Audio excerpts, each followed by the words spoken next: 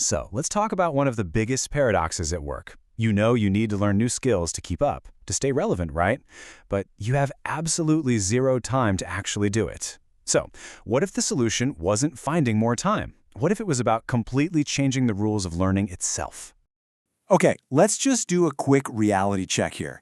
Think about your last work week and be honest. How much time did you really set aside for, formal training? An hour? Maybe 30 minutes? Did you squeeze in a webinar while you were eating lunch? Yeah, for most of us, the answer is not a whole lot. In fact, when researchers looked at this, they found that the average employee has less than 24 minutes a week for any kind of formal learning. 24 minutes, that's less than half an hour. That's barely enough time to sort through your inbox, let alone master some critical new skill. So, if time is the biggest wall, how on earth do we get over it? Well, here's the secret. The answer isn't to become some kind of time management wizard. You can't just magically cram a 4-hour workshop into a 24-minute slot. And listen, this isn't a personal failure. It's a systems problem, which means we need to change the entire system. So what is this new system? Well, it's a really powerful idea that doesn't try to fight the time crunch. It just embraces it. It's called learning in the flow of work, and it's all about rethinking where and when learning is supposed to happen. So what does that actually mean? It means learning stops being a destination. It's not some separate website you have to log into or a classroom you have to go to. Instead, it becomes this seamless part of what you're already doing. Learning happens while you work, not instead of work. And what does this look like in the real world? Well, we're talking about just-in-time bite-sized learning. Imagine a 2-minute video that pops up right inside the software you're using at that exact moment. Or it could be getting an instant answer from a chatbot in Slack instead of having to go hunt through some clunky knowledge base. The key is the learning comes to you, exactly when and where you need it. Okay, so getting information in these small contextual doses is perfect for our crazy schedules. That's great.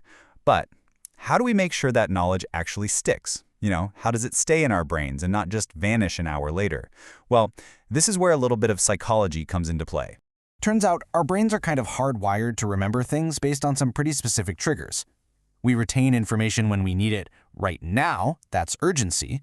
We remember it if we just saw it, or if we see it reinforced over and over.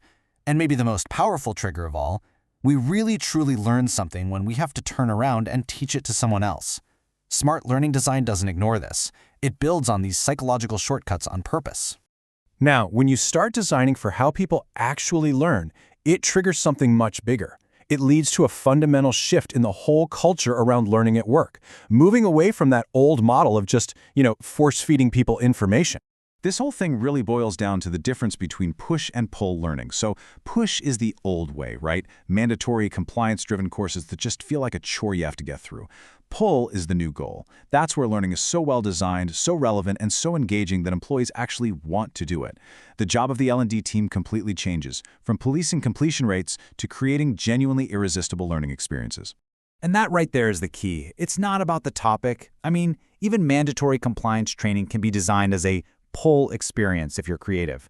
It's the design, the format, the delivery. That's what makes the difference between a boring tick box activity and a truly valuable opportunity. So what does this awesome, engaging pull approach really look like for an individual person? Well, it all comes down to one word: personalization. Because the whole one-size-fits-all model, it's officially dead. Let's make this real with a couple of quick examples.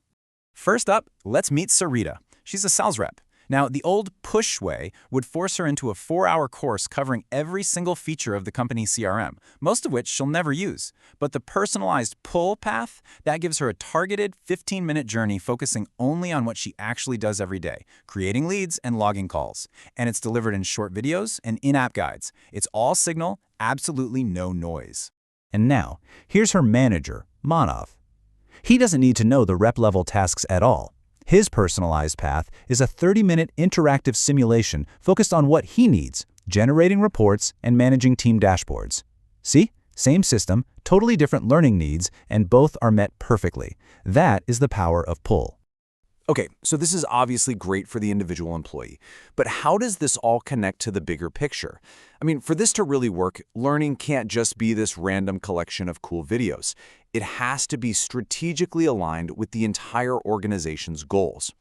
And a great way to do that is to use a proven business framework, like the McKinsey 7S model. It basically forces the learning and development team to think like a strategic partner. It makes them ask the big questions, like, are we building the skills we're going to need in 2 years? Do our tech systems actually support this new way of learning? And maybe most importantly, does every single training module, no matter how small, connect back to the company's biggest strategic goals? So at the end of the day, what's the ultimate payoff here? If a company actually goes through the effort to build this kind of agile, integrated learning system, what skills should it be focusing on to really get people ready for the future of work? Well, on the technical side, there are no big surprises here. The skills are all being driven by automation and data. We're talking about AI and machine learning, data science, cybersecurity, cloud computing. These are the hard, teachable skills that are in massive demand right now. But here's the thing. Technical skills are only half the story. Maybe even more important are the uniquely human skills. Things like emotional intelligence, leadership, critical thinking, and resilience. Why? Because these are the qualities that AI can't replicate. They're what will create real, lasting value, and what will ultimately define success in the decades to come.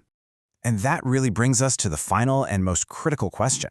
This whole shift from push to pull, from scheduled events to learning in the flow of your work, it's more than just a clever way to save time. It's a choice about the future. So you have to ask, is your company's learning culture designed for the last decade, or is it being built for the next one?